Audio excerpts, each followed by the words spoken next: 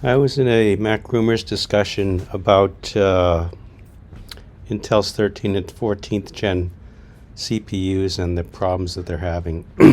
And this morphed into a discussion of 27-inch iMacs, power consumption, and the cooling systems. So what I learned in that discussion is that the regular 27-inch iMacs have only one cooling fan, and they could get noisy because of that only one cooling fan. I had the 2014 27i7, and that could get loud. The 2015 doesn't really get loud, but my 2015 is an i5 and it doesn't have the upgraded video card. The iMac Pro apparently was redesigned for thermals, and it has two fan systems. And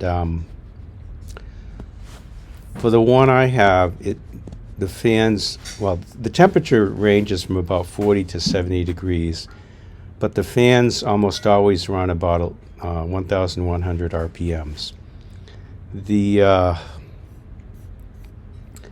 I have the base iMac Pro, but the iMac Pro, you can get an 8, 10, 18, or 14 core system, and I imagine the 18 core uses probably a lot more power than the 8 core. There's also a Vega 64 option with 16 gigabytes of RAM, and I imagine that thing uses up a lot of power too.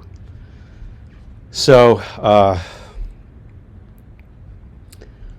one of the other discussion points was that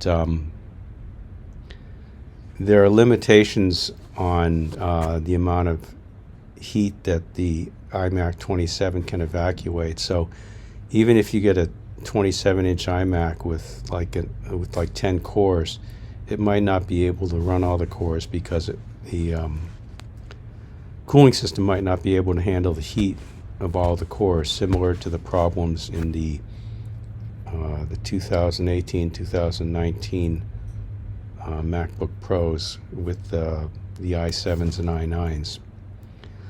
So if you are looking for one of these old iMacs and you're thinking of a 2019, 2020, you might give the iMac Pro a try for the better cooling system. The discounts are really insane on these things. The original price for the one I have is $49.99. I got it for $800, but I've seen them for as low as $600 to $700. But there are obviously a lot more 2019 and 2020 models sold in the Pro because most people aren't going to shell out $5,000 for something that you can get for a lot less in the 2019 and 2020 models. So for the most part, it's also really hard to find them. If we go to OWC, let's see.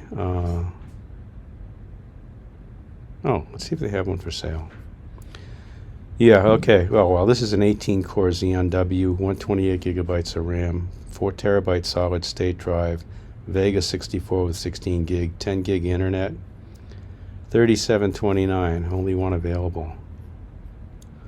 Now let's see. If you get just a plain 8-core with 32 gigabytes of RAM, 1 terabyte of storage, we got 1699. So this is basically the model that I bought for $800.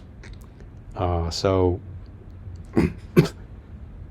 got to get rid of the 10 gig Ethernet. Where's that?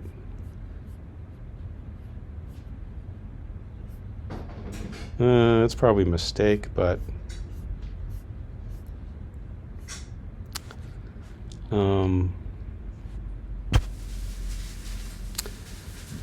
yeah, that's when you buy at OWC, you pay a pretty big premium. But yeah, if you are looking at the model and the price between an iMac Pro and a 2019 and 2020 are the same or pretty close, you might consider the iMac Pro just for the better cooling. Mine runs cool and quiet. I have not had any problems, and it really feels like I'm using an M1 Mini because of the performance.